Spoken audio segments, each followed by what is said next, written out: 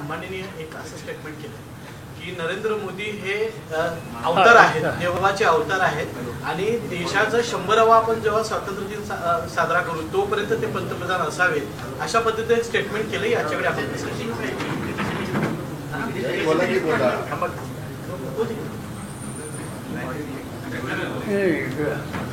असं आहे की 75 हा साहजिकच कुणी येतो तिच्या कुटुंबात त्यांच्या सरकारने तो दिवस महत्त्वाचा पडतो.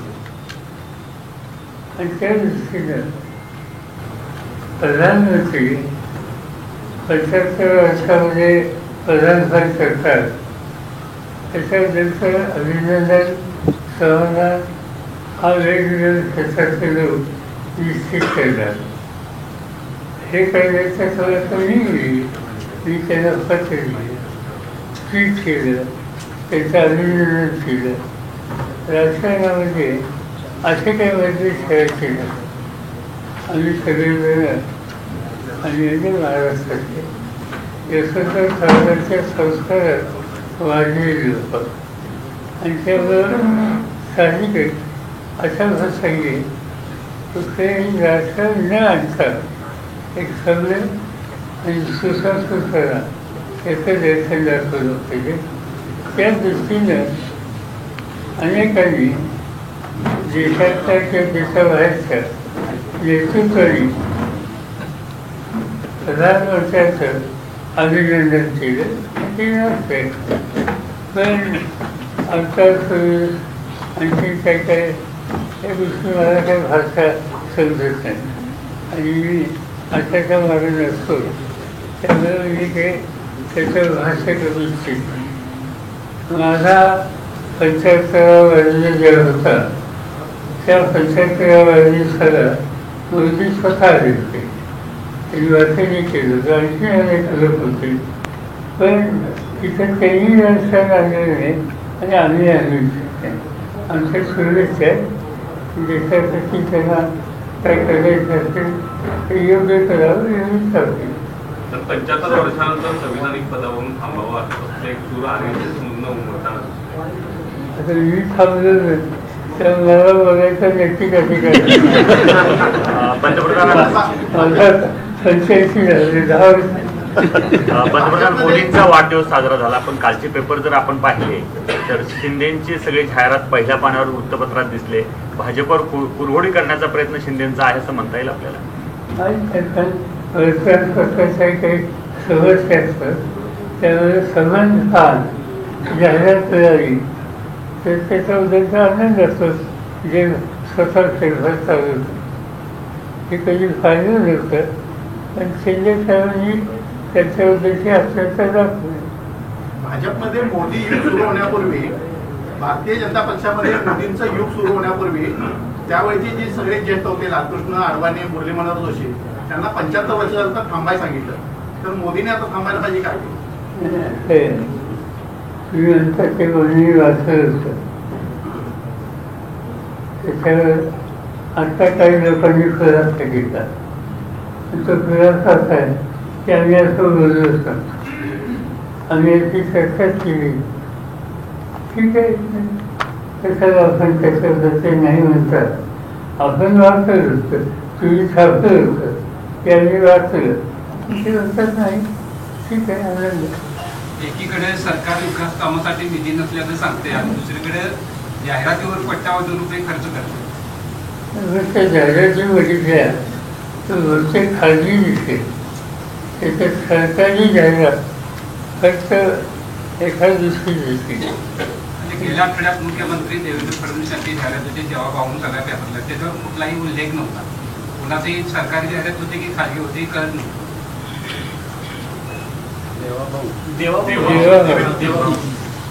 बघितलं ते छत्रपतींचं दर्शन घेताना एकीकडे आहे की त्याच्यामध्ये शिवाजी महाराज यांच्याबद्दलच्या आपल्या असं करण्याच्या भावना आदर हा आपण सगळे व्यक्त करतो. जेव्हा म्हणून जे काही दिलं प्रसिद्धीमध्ये त्याच्यामध्ये त्यांनी छत्रपतींच्या बद्दलची आपल्या मनातील भावना ही व्यक्त केली. मी वेगळा विचार करतो. छत्रपतींच्या असल्यावर त्यांना हवे तो मानण्याचा अधिकार आहे. पण आज महाराष्ट्रामध्ये अनेक ठिकाणी अतिवृष्टी झाली. शेतीचं नुकसान झालं. शेतकरी खर्चात आहेत. अनेक ठिकाणी जमिनी वाहून गेल्या. सोयाबीनची काही पिकं ही उद्ध्वस्त झाली. अशा वेळेला शिवछत्रपतींनी त्यांच्याकडे राज्य होतं तेव्हा काय केलं? त्या काळात दुष्काळ पडला आणि दुष्काळाच्या नंतर पाऊस आला, पण शेती करायला शेतकऱ्याच्याकडे साधनं नव्हती. नांगरट करायची होती, त्या नांगराला फार नव्हता. शिवाजी महाराजांनी आपल्या जे काय असेल संपत्ती त्यातनं सोनं बाहेर काढलं, सोन्याचा फार केला आणि संदेश हा दिला की शेतकऱ्याची जमीन नांगरटीची शिवाय राहता कामा नये. त्या नांगरटीला फार असेल तर सोन्याचा सुद्धा फार आम्ही या ठिकाणी होतो. तात्पर्य हे आहे की या सगळ्याकडे बघण्याचा दृष्टिकोन शिवाजी महाराजांचा काय होता हा त्यातनं स्पष्ट होते. पण दुसऱ्या बाजूने आज महाराष्ट्रात ठिकठिकाणी अतिवृष्टी आणि शेतीचं नुकसान, पिकाचं नुकसान हे दिसतंय. लोकांचा पंचनामे कधी कसं आहे, प्रत्यक्ष मदत कधी पोहोचते, या सगळ्याकडे आशेने शेतकरी पाहतो आणि त्यावर जीवाभावनी या सगळ्याकडे अधिक लक्ष द्यावं. महापालिकांच्या निवडणुकीसाठी उद्धव ठाकरे आणि राज ठाकरे एकत्र येत आहेत. आपल्या राष्ट्रवादीची भूमिका काय राहणार आहे त्यांच्यासोबत राहणार? आता की त्याच्यात सेक्शन असेल आमची काही चर्चा नाही, कारण मी मुंबईत नाही आहे, सतत बाहेर आहे. तर एक दोन दिवसांनी जाईल तर आम्ही बसून एका निर्णय घेऊ.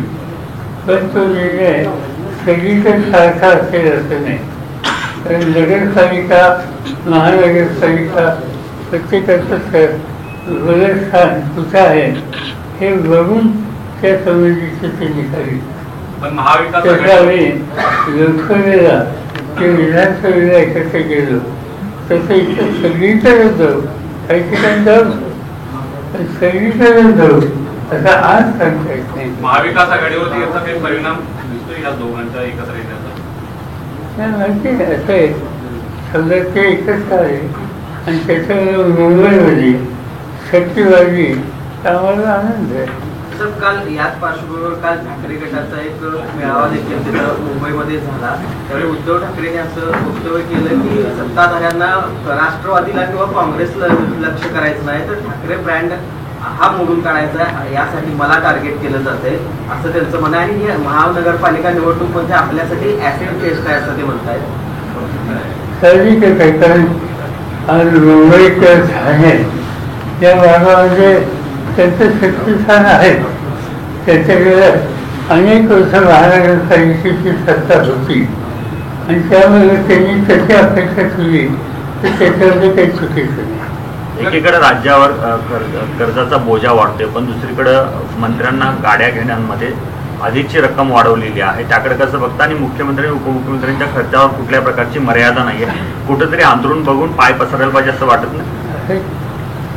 किती गाड्या घेणार, 8-10 आणि त्याच्यात जी काही लिमिट दिली ती लिमिट फार काही आहे असं नाही. त्यामुळे त्याच्या खोयात जावं असं असत नाही.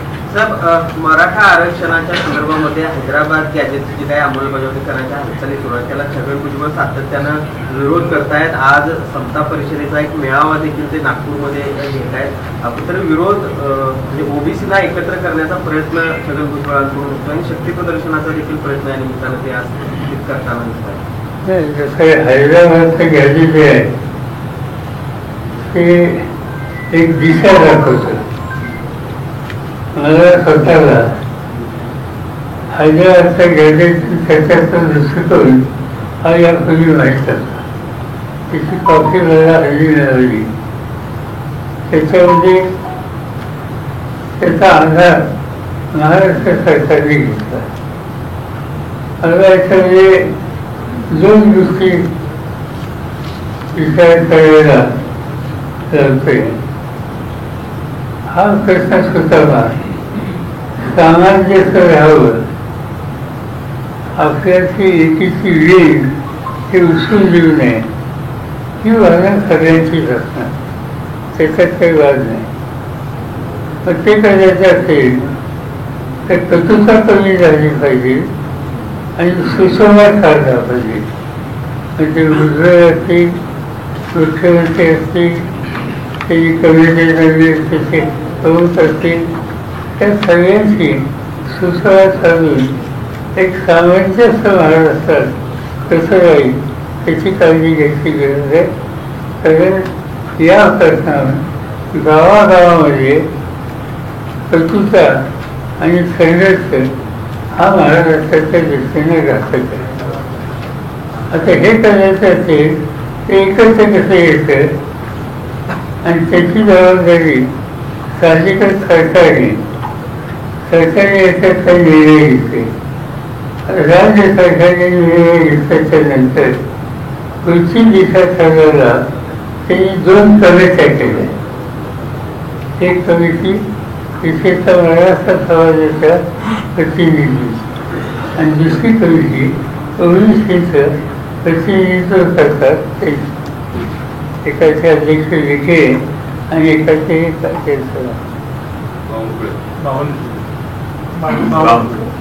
बावनकुळे आणि या दोघांच्या कमिट्या विखेंच्या कमिटीमध्ये एका दुसरी व्यक्ती सोडली सगळे सभासद एका जाती केले आणि बावनकुळेंची समिती बघितली त्याच्यात सगळे सभासद ओबीसीचे आहेत. आपण ऐक्य करायचं होतं आणि जातीवर कमिट्या करायला हे ऐक्य कसं करायचं मला माहिती नाही. मुख्यमंत्र्याचा दृष्टिकोन काय कधी व्यक्ती आम्ही चर्चा करू, पण ज्यांनी सामाजिक ऐक्य प्रस्थापित करता येईल तोच रस्ता आपल्याला घ्यावा. दुसरा रस्ता महाराष्ट्राला प्रयोजनाला नाही. सामाजिक ऐक्य अबाधित राहावं यासाठी सरकारनं पुढाकार घ्यावा अशा पद्धतीचं आवाहन तुम्ही करताय. याआधी तुम्ही देखील अशा पद्धतीचं वक्तव्य केलं होतं की आवाहन केलेलं होतं सरकारला सुद्धा. मात्र देवेंद्र फडणवीस ते काही गांभीर्याने घेताना दिसत नाहीत. कारण त्यांचं म्हणणं आहे शरद पवार जर एक्स म्हणत असतील तर ते वाय समजावं असं म्हणजे गांभीर्यानं अजून देखील मग पाहत नाहीत म्हणायचं का? त्यांनी काही म्हणावं आपल्या राज्याच्या हितासाठी जे योग्य असतं त्या रस्त्याने जायला पाहिजे. आम्ही या प्रश्नावर कटुता कमी करण्याच्यासाठी तुम्ही काही विधानं केली. मुख्यमंत्री म्हणजे किंवा ते काय त्यांचं नाव ते काही बोलतात, आणखी काही लोक बोलतात, त्याच्याकडे लक्ष द्यायचं नाही. लोकांना एकत्र कसं, कारण हा खरा प्रश्न आहे तो तुमच्याकडे नाही फार. आज महाराष्ट्रात ही कटुता वाढली की प्रामुख्याने महाराष्ट्राच्या काही जिल्ह्यात जालना, बीड, परभणी, औरंगाबाद, उस्मानाबाद एवढ्या टाकून जे काही आंदोलन मुंबईत झाली तिथं प्रामुख्याने या भागातली तरुण केली होती. आणि तिथं आज दुर्दैवानं असं चित्र आहे की मी मराठा आहे, माझं हॉटेल आहे आणि तुम्ही ओबीसी आहात, तुम्ही माझ्या हॉटेलमध्ये येत नाही.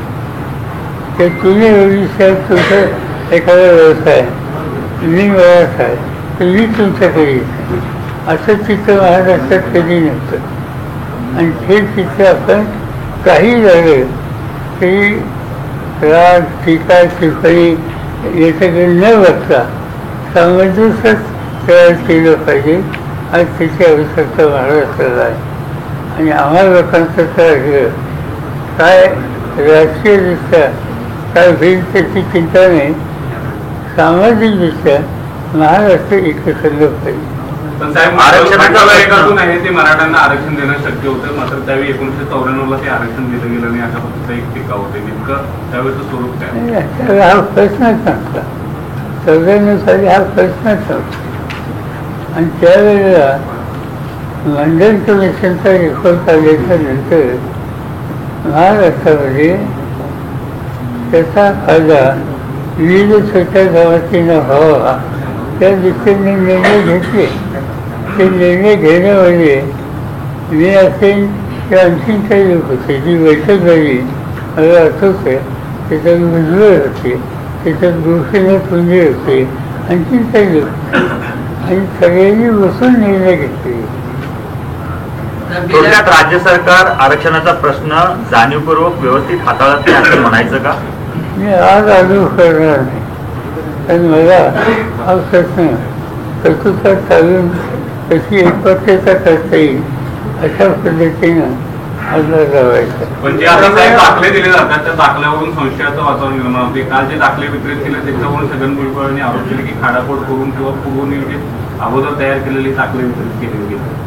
ते मी वाचलं मी काही स्वतः पाहिजे नाही. साहेब, शाहू महाराजांनी वेगवेगळ्या जातीच्या विद्यार्थ्यांना हॉस्टेल बांधून दिली. आता परिस्थिती आहे की वेगवेगळ्या जातीचे नेते एकमेकाच्या जातीला सरकारनं आजपर्यंत काय दिलं, त्यांच्या ताटात किती वाढलं, हॉस्टेलला किती काढली, संस्थांना किती पैसे दिले, इथंपर्यंत ते प्रकरण गेलेलं आहे. परत अशी वेळ येईल का की विद्यार्थ्यांना सुद्धा वेगवेगळ्या जातीचे हॉस्टेल तयार करावं लागतील?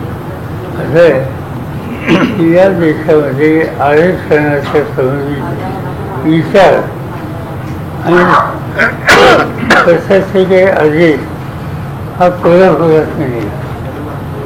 शाहू महाराजांनी या संबंधीचा निकाल घेतला आणि शाहू महाराजांनी निकाल घेताना त्यांनी या जातीचा त्या जातीचा अक्षरांचा नव्हता.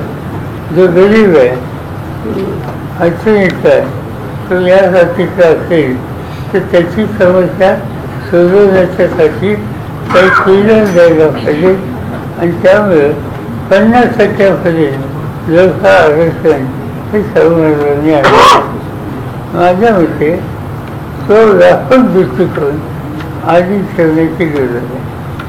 राहुल गांधी पत्रकार परिषद घेतात. गेल्या अनेक दिवसांपासून सातत्याने त्यांनी पत्रकार परिषद घेऊन खरं तर आयोगाच्या विरोधात त्यांनी भूमिका मांडली होती. मात्र ज्या पद्धतीनं उत्तरं त्यांना मिळत आहेत ती कशी तुम्ही बघताय? आणि आज ते हायड्रोजन बॉम्ब त्या ठिकाणी फोडणार असं सांगत आहे. असं आहे की इलेक्शन कमिशन त्यांच्याकडून काही निर्णय घेतले गेले त्याच्यावरची नाराजी ही देशाच्या नॉन बीजेपी जे पक्ष आहेत त्याच्यात आज पार्लमेंटचं सेशन होतं. तर पहिल्यांदा माझ्याकडं 300 खासदार पार्लमेंटच्या बाहेर आले आणि इलेक्शन कमिशनवर मोर्चा काढून गेले. त्याच्यात राहुल गांधी होते, खरगे होते, मी होतो, सगळे केलेले होते. एक गोष्ट लक्षात ठेवा की 300 खासदार पार्लमेंट सोडून रस्त्यावर येतात ही काही दुर्लक्षित करण्यात बाब नाही. आणि त्याच्या मागं दृष्टिकोन हाच होता की निवडणूक आयोगानं एकंदर बघण्याचा दृष्टिकोन बदलला पाहिजे. त्यांच्याशी वाटाघाटी करायला, चर्चा करायला आम्ही सगळे येऊ इच्छितो असं कळवलं. त्यांच्याने तुम्ही 300 असाल, इथे 200 असाल, कोणतेही भाग सुरू करते. तर तुम्ही कोण होता हा भाग सोडा. पण हे दुर्लक्ष करून चालणार नाही की 300 खासदार होते. हे काही लहान स्थान आहे असं नाही. लोकांनी निवडून दिलेले असे प्रतिनिधी पण त्यांच्याशी बैठकीला सुद्धा अशी त्याची घालून इलेक्शन कमिशनने भूमिका घेतली. तर आम्ही त्यांना भेटू शकलो नाही. आणि दुसरी गोष्ट अशी की राहुल गांधी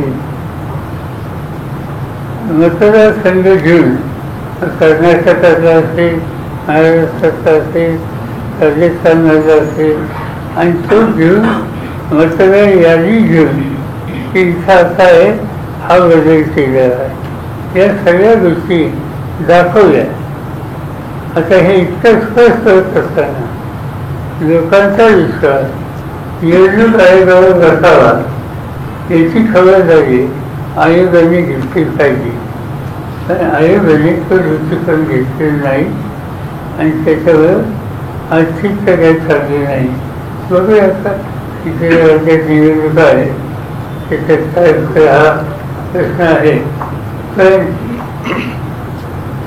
या निवडणुकीच्या प्रक्रियेवर लोकांचा विश्वास होईल अशी भूमिका आयोगाने जर घेतली तर मला माहिती नाही की देश किती वर्ष हे करते. बिहारच्या इलेक्शनमध्ये आता कशा पद्धतीने तुम्ही अपेक्षा करताय? आयोगाने एक बदल देखील या सगळ्या निवडणुकीच्या पार्श्वभूमीवर काढला की आता रंगीत फोटो त्या ठिकाणी ईव्हीएम वरती असणार आहे. पहिल्यांदा जे मत करणार ते आता काल आमच्याच पक्षाचं नाशिकला हल्ली होती आणि त्या ठिकाणी आम्हाला काही लोकांनी दाखवलं. त्याच्यात काय दाखवलं? मशीन होतं, मतसाठी करते तुम्ही यायचं, त्या मतसाठीकडे अनेक चिन्ह होती. चांगला होता, तिथं केळी होती, तिथं द्राक्ष होती, तिथं वेगळी होती, असे वेगवेगळे. तर समजा वेळी आली त्या मताचं वचन सुरू झालं की खाली चिठ्ठी येते, चिठ्ठी आलेली दिसली. पण नंतर चिठ्ठी वगैरेच्या नंतर तिथं कमळ वेळ आली नव्हती आणि मत दिलं एकाला दिलं कमळाला. असं प्रत्यक्षी आम्हाला सगळ्यांना तुम्ही असं त्या सगळ्यांना दाखवलं. त्याचा अर्थ कुठं तरी इथं डॉक्टरकडे ही भावना लोकांच्या मनात झाली, ही कलेक्टिव्ह ॲक्शन घेऊन दुरुस्त केली नाही तर लोक कायमच शांत असतात असं नाही.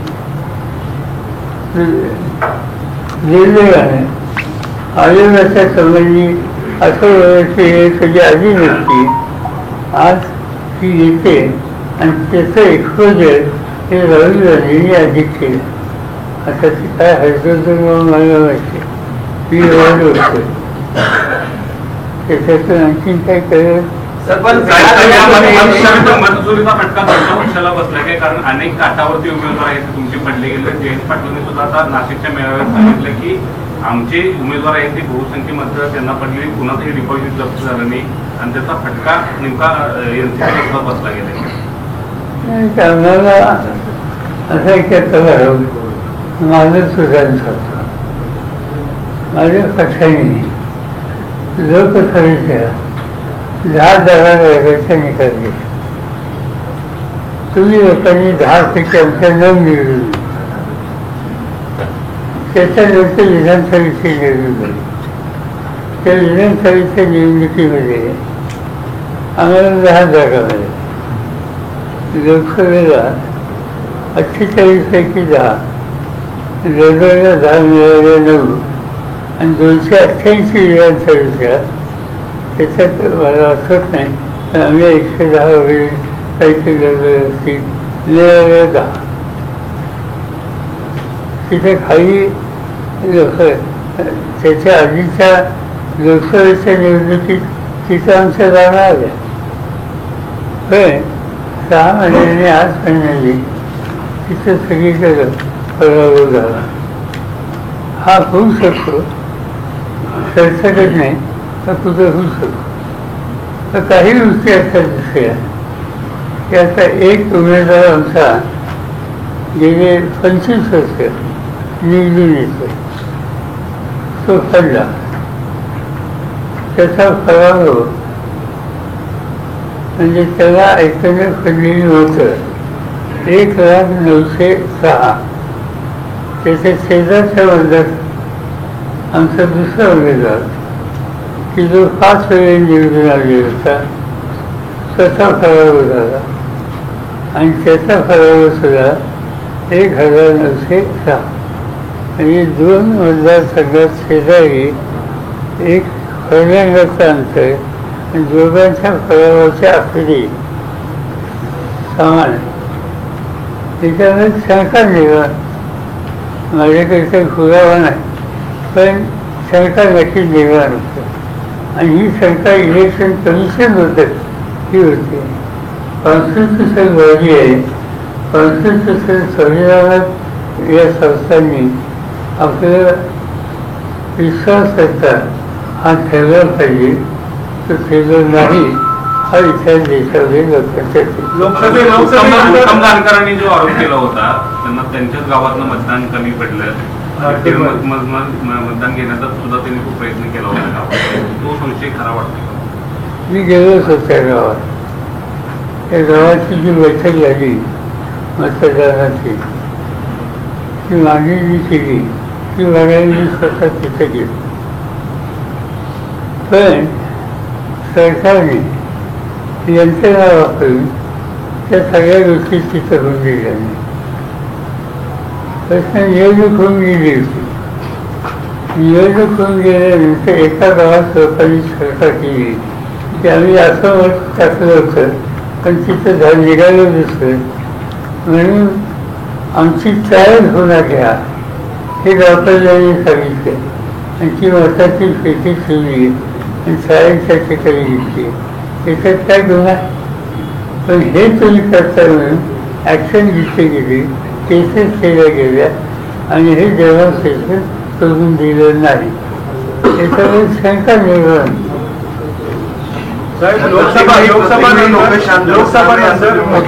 लोकसभा नंतर मोठ्या प्रमाणात मतदार नोंदणी झाली, म्हणजे इतक्या मोठ्या प्रमाणात मतदार नोंदणी झाली, परंतु विरोधी पक्षांना तुम्हाला त्याच्यामध्ये मतदार याद्या स्वच्छ आहेत, पारदर्शक आहेत अशी त्यावेळी शंका का नाही आली असं भाजपला विचारलं. ड्रॉइंग असं आहे, आम्हाला असं दिसतं त्याचा दृष्टिकोन असा आहे की एकदम छोटी राज्य घ्यायची झारखंड किंवा कसं हरियाणा अशी छोटी राज्य घ्यायची, तिथं काय करायचं ते करा. आणि मोठी राज्य जी आहेत त्या ठिकाणी हे उद्योग करायचे आणि त्याचा परिणाम एकंदर लोकसभेच्या संख्येवर होतो अशी शंका अनेकांच्या मनात होती. तर मनोज जरांगे पाटील मराठा आरक्षणासाठी आता दिल्लीमध्ये आंदोलन करणार आहे, कुठेतरी आता केंद्राने हस्तक्षेप करावा अशी अपेक्षा आहे. मला माहिती नाही आता दिल्ली आंदोलन काय करणार, कसं करणार, मेळावा घेणार, मराठांचा मेळावा घेणार. आंदोलन नाही. म्हणाला की प्रत्येक वेळी लोक शांत बसतील असं नाही, ज्या पद्धतीनं आयोगानं स्पष्टीकरण दिलं पाहिजे, त्यांच्या मनातली शंका दूर केली पाहिजे. लोक शांत बसणार नाही याचा अर्थ काय? नेपाळ सारखी परिस्थिती भारतात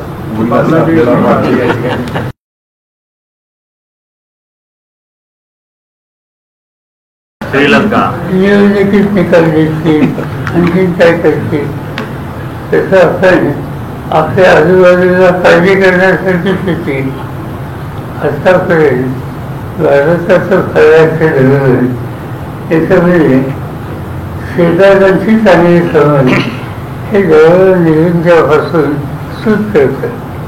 आज काय चित्र दिसतंय? आज तुम्ही हिंदुस्थानचा नकाशा ठेवा, सुरुवात पाकिस्तान सैन्यापासूनच आपल्याला विरोधी आहे. त्यामुळे आधी तिथं विरोध असतात तर आश्चर्य वाटायचं काही कारण नाही. पाकिस्तानचा होता, शेजारी येतं नेपाळ. नेपाळ हा नेहमी भारताचा मित्र.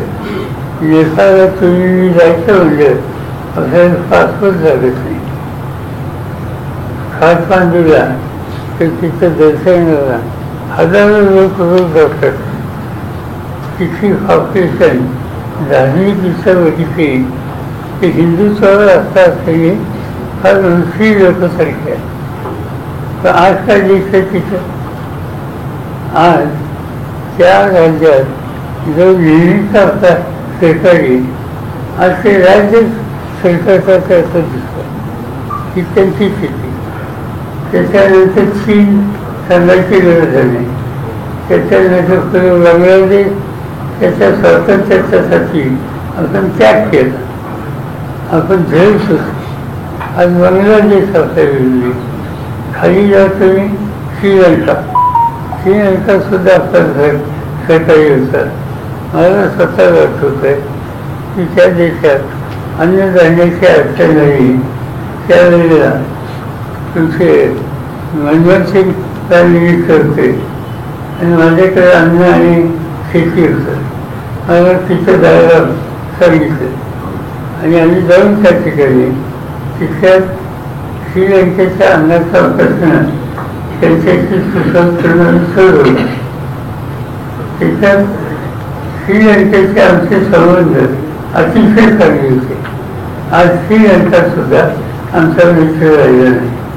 आज आम्हाला शेजारी मित्र कोण आहे आणि माणसं दुखवली, देश दुखवले आणि भारताच्या परराष्ट्र धोरणाच्या संदर्भात आंतरराष्ट्रीय पातळीवर प्रश्नचिन्ह आले आणि याच्यामध्ये आजचं सरकार केंद्राचं हे कितपत यशस्वी आहे याचा विचार करायची वेळ आहे. देशाचं परराष्ट्र धोरण जे आहे ते असं म्हणायचं का? देखील चेतावणी दिलेली आहे. ज्या पद्धतीनं रशियाकडनं तेल खरेदी सुरू आहे, युद्ध सराव मॉस्कोसोबत सुरू आहे, त्याच्यावरून कुठेतरी योग्य नाही असं सांगितलं नाही की चेतावणीच करत. परराष्ट्र धोरण चुकतंय का? असं आहे की आता समजा यांनी प्रश्न विचारला, आपल्याला पेट्रोलियम प्रोडक्ट घ्यावे लागतात. आपली देशाची गरज ही देशाचं वाढत आहे असं नाही. आपल्या जो काही आसाम त्या भागात पेट्रोलियम मिळतं ते फार मजा येते आणि मग आपण आयात करतो. आयात ज्यावेळी करायचं त्या आपल्याला कमीत कमी किमतीमध्ये जो देईल त्याचा विचार करायचा का नाही. आणि त्या दृष्टीनं रशिया हा भारताचा जुना विषय. म्हणजे जवाहरलाल नेहरूंच्या काळामध्ये 65 तत्त्वज्ञान सांगितलं जे देश एकत्र गेले त्याच्यात रशिया होता. आणि तोच रशिया आज तुम्हाला तेलाची गरज असेल तर कमी किमतीमध्ये जर देत असेल तर घ्यायचं का नाही. पण आम्ही तिथं तेल घेतो ना, अमेरिकेचं फार मिळतं काहीतरी वक्तव्य करताय ते का आम्ही मान्य करतो. आमच्या हिताचा आम्ही विचारतो, त्यांना त्यांच्या हिताचा विचार करायचा अधिकार आहे. आम्ही काही नाही म्हणत नाही.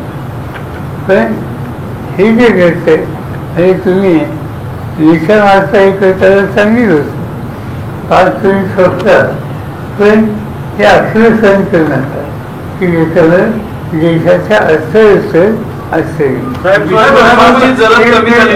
तेल स्वस्त घेतलं जातं, परंतु तेल आयात स्वस्त केलं जातं, परंतु ग्राहकांना त्याचा लाभ होत नाही. अजून 105 रुपये 104 रुपये असतात. जे अमेरिकेच्या ट्रम्पचे ॲडवायझर जे आहेत ते म्हणतात की मधले जे रिफायनर्स आहेत त्यातले एक जे अवजात पुरुष मागतात ती लोक ह्यातला नफा मोठ्या प्रमाणात खातात. प्रश्न असा आहे त्याला रशिया जो तुम्हाला स्वस्तात तेल देतो ते आम्ही आणल्याच्या नंतर आम्ही तुम्हाला काय भाव देतो त्याच्यावर आमचं टीका करा. आमच्यामध्ये केंद्र सरकार त्याला रशिया जबाबदार नाही. सर, आपण आज साखर कामगारांच्या मेळाव्यासाठी आलेला आहे. तर आपल्या प्रयत्नामुळे एक गोष्ट चांगली झाली की त्यांना वेतनवाढीचा करार झाला, परंतु त्यांची अडचण अशी की त्याची अंमलबजावणी होत नाही. हा मुद्दा एक. दुसरा मुद्दा असा की यावेळी साखर कारखान्यांनी साखरेची किंमत हमी भाव आणि इथेनॉलची किंमत वाढवून द्यावी अशी मागणी केलेली आहे. आपले केंद्राकडे काय भूमिका आहे. तिसरा मुद्दा असा की केंद्रीय मंत्री नितीन गडकरी यांनी इथेनॉल वाढवण्याचे जे प्रयत्न सुरू आहे त्यामध्ये विरोधी लॉबी आहे ते अडथळा आणते असा एक आरोप केलेला आहे. त्याबद्दल आपलं भूमिका काय? आणि या निगडीत दुसरा मुद्दा असा की अमेरिकेने जे 50% टेरिफ लावलेला आहे त्याच्यामुळे कृषी जे शेतकरी आहेत त्यांच्यावर खूप मोठ्या अडचणी आल्यात. आपले कृषी मंत्री म्हणून आपण केंद्रीय काम केलेलं आहे, आपली या संदर्भातली भूमिका काय राहील? शेवटचा मुद्दा सांगतो. माझ्याकडे हा विषय होता आणि आमचं आणि अमेरिकेचं या प्रश्नावर मतदान चालू त्याचे काहीतरी मार्ग काढावा म्हणून मी त्या ठिकाणी जावं वॉशिंग्टनला आणि तिथे त्याचे काँग्रेस आणि शेतीचे मंत्री आहेत त्यांच्याशी वाटाघाट करून हा प्रश्न सोडवावा असं मला सुचवलं. गेलो 5 दिवसांची चर्चा झाली की फक्त शेतीच नाही अनेक गोष्टी होती. परंतु अमेरिकेने मला सांगितलं की दोघांचा करार करायचा. त्या करारामध्ये कृषी उत्पादन आणि दूध उत्पादन हे दोन्ही आयटम तुम्ही घेतले पाहिजे. मी त्यांना सांगितलं की आमचा देश कृषी उत्पादन आहे, शेतकऱ्यांचा देश आहे आणि ठिकाणी धान्य बाहेर देशात आणायला लागलो.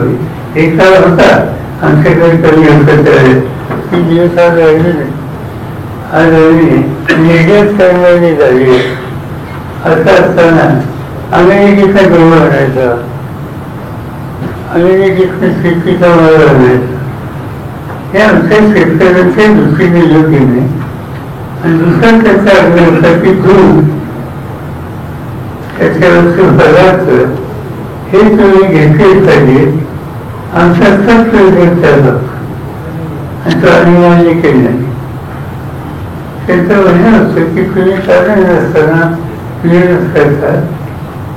मी त्यावेळेला दुसरं कारण सांगितलं की अमेरिकेमध्ये आपण पशुखाद्य तयार करतो. हे काय करतात? पशुखाद्याचं एकेकाळी शेतकरी सांगायचं पशुखाद्य वैर शिस्त असलेलं फार लोकप्रिय होतं. तर आपलं पशुखाद्य कशात नव्हतं? धान्यात नव्हतं. अमेरिकेमध्ये पशुखाद्य कशात करतात? ते गाई, म्हशी, बैल यांची हत्या केली जाते. त्याचं रक्त आणि त्याचं मांसाचे तुकडे हे पशुखाद्यात लिहिले जातात. तर आमच्या वाटाघाटी हा विषय कळला की आमच्या देशामध्ये गाय कापली त्याचं मांस हे गाईला पशुखाद्य दिलं तर लोकांना आवडलेलं नाही आणि हे आम्ही घेऊ शकत नाही. त्याच्यामुळे ह्या दोन्ही गोष्टी त्यावेळेला आम्ही अमान्य केल्या. आज तोच आग्रह पुन्हा केलेला आहे आणि मला एक गोष्ट केंद्राची ठीक वाटते की त्यांनी अमेरिकेच्या दबावाच्या समोर त्यांनी संमती दिली नाही. ही चांगली गोष्ट आहे. हा त्या संबंधीचा विषय. आणि दुसरं काय होतं? आज आपण साखर कामगारांच्या मेळाव्यासाठी आलेला आहे. तर ते एक गोष्ट आपल्या प्रयत्नाने चांगली झाली की त्यांना वेतनवाढीचा करार मिळाला. परंतु त्यांची खंत अशी आहे की त्यांना वेतनवाढीचे फायदे मिळाले नाही. कसं आहे, वेतनवाढीचा निर्णय माझ्या ऑफिसमध्ये तिथं कारखाने आणि युनियन यांच्यातील पत्रकार नव्हती. गेले 30 वर्ष असा प्रश्न ज्यावेळी येतो ते जवळ माझा आणि यावेळेला जवळ माझा होता आणि माझ्या जवळमध्ये आणि हा प्रश्न सोडवला. कामगारही खुश होते, कारखाने खुश होते. पण एक गोष्ट आता दिसते की ज्याची आम्हाला चर्चा करावी लागेल कारखाना संघाची. महाराष्ट्रात 135 कारखाने असे की त्या 135 कारखान्यांनी कामगारांचे 600 कोटी रुपये थकवले. ही गोष्ट योग्य नाही. दुसरा मुद्दा याची चर्चा आम्हाला करावं लागेल की काम करणारा कामगार एक तिथे फारसे दिवस काम केल्याच्या नंतर तो काय नसतो, त्यांना सगळं काही मिळतं. आता महाराष्ट्राच्या साखर कारखान्यात 40% कामगार कंत्राटी आहेत आणि कंत्राटीला नोकरीची खात्री नसते. हे दुकान घ्यायचं आहे आणि हे चित्र कामगारांच्या दृष्टीने चाललं नाही. आजपर्यंत साखर कारखाने आपण खाजगी हा वर्ग जास्त नव्हता. तर कोल्हापूर जिल्ह्यामध्ये तर कोल्हापूर सिल्वर मिल नावाची एक मिल ती जर सुरली तर इथे खाजगी काही असं गेलेलं नव्हतं, सगळ्या सरकारीच होतं. ते तिथं महाराष्ट्रात होतं. आज काय दिसतंय, महाराष्ट्रामध्ये 101 खाजगी आहेत आणि 99 सरकारी आहेत. याचा अर्थ सरकारीपेक्षा खाजगी कारखाने वाढले. तिथं जी काळजी सरकारमध्ये कमीत कमी अक्षर बसून कामगारी असलेच आहेत आणि त्यांच्या हिताचा होत असते. पण या खाजगी कारखान्यांच्यामध्ये कारखाने चांगले चालवतात, त्याच्यात तक्रार नाही. पण त्याच्यामध्ये कामगारांच्या हिताची तरतूद वेगळ्या पद्धतीने केली जाते. कामगारांची संख्या ही कमी केली जाते आणि हे प्रश्न आहेत, त्याचं काहीतरी मार्ग काढावा लागेल. अशाच नवनवीन